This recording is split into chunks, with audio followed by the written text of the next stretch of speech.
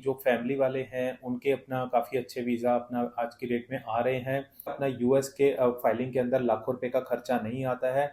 सिर्फ हज़ारों रुपए में ही आप अपना जो है यूएस का 10 साल का वीज़ा ले सकते हैं। और किसी भी कंट्री का अगर आप वीज़ा अप्लाई करते हैं तो उनका एक ही कंसर्न रहता है कि आप वापस वहाँ से आओगे या नहीं आओगे। तीसरा बेनिफिट ये होता है यूएस वीज़ा का कि आप इसके अलावा जो है ना 35 टू 40 कंट्रीज ऐसी हैं जो कि वीज़ा ऑन अराइवल आपको देती हैं। कि यूएस का जो वीज़ा है ना वो टोटली आपके इंटरव्यू के बेस पे है। इसके अंदर कोई भी आपको जो है ना वीज़ा ऑफिसर आपसे कोई डॉक्यूमेंटेशन नहीं मांगते हैं।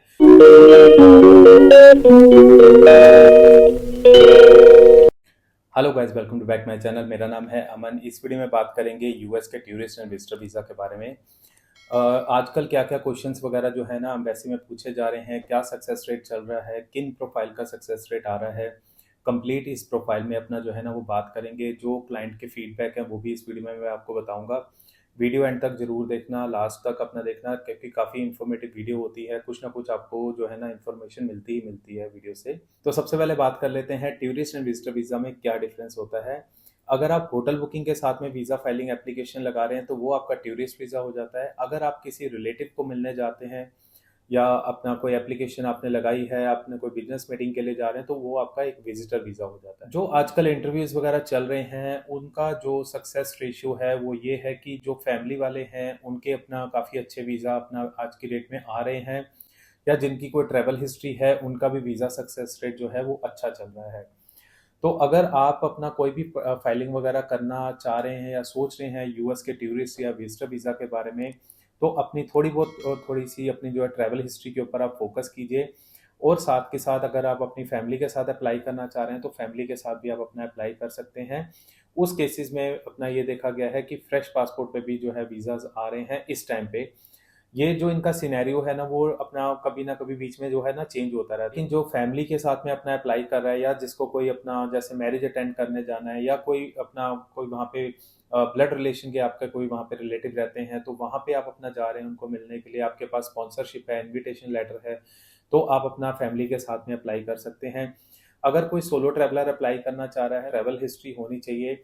अगर ट्रैवल हिस्ट्री नहीं है तो एक अच्छी खासी अपना मल्टीनेशनल कंपनी में वर्किंग होना चाहिए। प्रॉपर तरीके से उसकी अपना जो है ना एक प्रेजेंटेशन होनी चाहिए कि वो एक इंग्लिश में इंटरव्यू दे करके पूरे कॉन्फिडेंस के साथ में जो है ना अपना वीज़ा वो अपने फ्रेश पासपोर्ट पे भी ले सकता है। लेकिन ये उनके लिए इस टाइम पे जो है ये उनके लिए एप्लीकेबल है जो काफ़ी अच्छी पोस्ट पे अपना जो है ना वर्किंग है।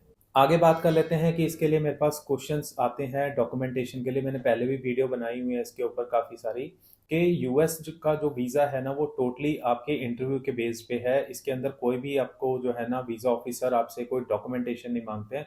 लेकिन इसके अंदर ना आपकी डिटेल्स बहुत जाती हैं, जैसे आपके कोई भी ईमेल आईडी हैं, आपके फ़ोन नंबर हैं, और आपके जितने भी सोशल मीडिया के कॉन्टैक्ट्स हैं, चाहे आपका ऑफिशियल ईमेल आईडी है, आपकी कोई वेबसाइट बनी हुई है, या आपके अपना जैसे इंस्टाग्राम है, स्नैपचैट है, फेसबुक है, लिंक्डइन है, वो प्रोफाइल के आपके लिंक्स जो है ना उसके अंदर जाते हैं। अपना जो पास्ट का एक्सपीरियंस, वर्क एक्सपीरियंस रहा है उसकी डिटेल जाती है। एट प्रेजेंट आप क्या कर रहे हो, आपकी क्वालिफिकेशन क्या है, वो सारी डिटेल आपकी अपना जो है ना एम्बेसी मांगती है। उसी के हिसाब से अपना वो एक इंटरनली अपना उनका एक वो है पैरामीटर्स हैं जिसके ऊपर वो अगर कोई बैकग्राउंड चेक करते हैं तो इन्हीं के ऊपर अपना वो बैकग्राउंड चेक करके और एक अपना वो डिसीजन लेते हैं। कोई डॉक्यूमेंट आपसे नहीं मांगते, तो ये चीज़ का एडवांटेज है। एक एडवांटेज और है कि अगर आपका जो वीज़ा अप्रूव्ड होता है तो पूरे 10 साल का वीज़ा अप्रूव्ड होता है। चाहे आपके पासपोर्ट की वैलिडिटी 8 साल रह गई है, 7 साल रह गई है, तो मिलेगा आपको पूरे 10 साल का वीज़ा।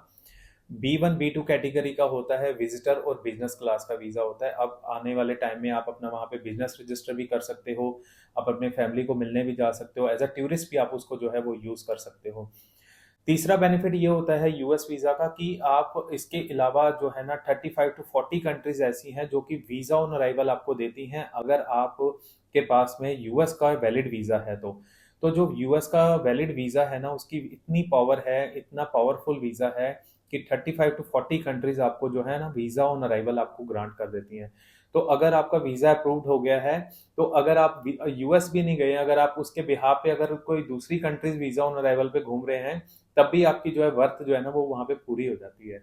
तो ये बेनिफिट्स हैं यूएस के टूरिस्ट के या विजिटर वीज़ा लेने के। अगर आप अपनी प्रोफाइल अपने डिस्कस करना चाह रहे हैं या अगर आपका कोई पहले से कोई रिफ्यूज़ल है या आप फ्रेश पासपोर्ट पे करना चाह रहे हैं या आप अपनी कोई ट्रैवल हिस्ट्री बनाना चाह रहे हैं, तो आप मेरे से कॉन्टैक्ट कर सकते हैं। जो भी आपके अपना जो एशियन कंट्रीज़ हैं, मिडल ईस्ट कंट्रीज़ हैं, वहाँ से आप शुरुआत कर सकते हैं। आपको एक एक्सपीरियंस होता है बाहर इमिग्रेशन का कि किस तरीके से आप अपना ट्रैवल इंटरनेशनल कर सकते हैं। तो आपका एक ट्रैवल का एक्सपीरियंस भी हो जाता है कि किस टाइप से आप इंटरनेशनल ट्रैवल कर सकते हैं या इमिग्रेशन क्लियर करते हैं।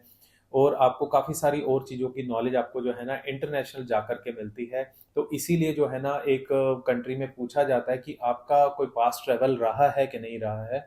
क्योंकि ये जो ऑस्ट्रेलिया कंट्री है या यूएस कंट्री है, कनाडा है, यूके है, ये अपना जो है ना काफ़ी बड़ी डेवलप्ड कंट्रीज़ हैं की प्रेफरेंस रहती है कि आपकी कोई ट्रैवल हिस्ट्री हो तो आपकी प्रोफाइल के अंदर वेटेज अपना आ जाती है। एक पैरामीटर ऐड हो जाता है कि इन्होंने ऑलरेडी इतनी कंट्रीज ट्रैवल की हुई हैं, ये जेन्युइन ट्रैवलर हैं। और किसी भी कंट्री का अगर आप वीज़ा अप्लाई करते हैं तो उनका एक ही कंसर्न रहता है कि आप वापस वहाँ से आओगे या नहीं आओगे। जैसे अपना वीज़ा ऑफिसर को ये श्योर हो जाता है कि आपने अपना वापस अपनी होम कंट्री आना है, वहीं पे आपका वीज़ा जो है ना वो आपका अप्रूव्ड हो जाता है। तो सारी कंट्रीज जो है ना यही चीज़ कंसिडर करती हैं कि अगर आप जा रहे हैं तो वापस वहाँ से आप अपनी होम कंट्री आएंगे या नहीं आएंगे, आप अपनी कंट्री में कितना स्टेबल हैं। अगर आप अपनी प्रोफाइल को मेरे से डिस्कस करना चाह रहे हैं, अगर आपका पहले कोई अपना रिफ्यूज़ल लगा हुआ है किसी भी कंट्री का, या फिर अगर आपका यूएस का रिफ्यूज़ल है, आप कब अप्लाई कर सकते हैं, उसको री अप्लाई करने का कोई भी टाइम पीरियड नहीं होता है यूएस के अंदर, कनाडा के अंदर या ऑस्ट्रेलिया के अंदर। आप कभी भी उसको रीअप्लाई कर सकते हैं। आप अपनी केस जो है मेरे से अपना फाइल अपना जो है डिस्कस कर सकते हैं, उसको प्रॉपर तरीके से एनालाइज करके कि आपने पीछे क्या अपना इन्फॉर्मेशन वहाँ पे दी है, उसके अकॉर्डिंगली उसके अंदर कुछ चेंजेस वगैरह करके क्या चेंजेस हमें रिक्वायरमेंट है, वो करने के बाद ही हम अपना जो है फाइलिंग वगैरह करेंगे। और इसके ऊपर कोई भी अपना यूएस के फाइलिंग के अंदर लाखों रुपए का खर्चा नहीं आता है। सिर्फ हज़ारों रुपए में ही आप अपना जो है यूएस का 10 साल का वीज़ा ले सकते हैं। अगर आपको कोई कंसल्टेंट आपको ये कह रहा है कि मेरे को अपना पासपोर्ट सबमिट करवा दो या फिर आपका जो है आफ्टर वीज़ा हम आपसे 8 लाख रुपए 10 लाख रुपए लेंगे, तो इतना चार्जेस किसी भी कंट्री का नहीं लगता है।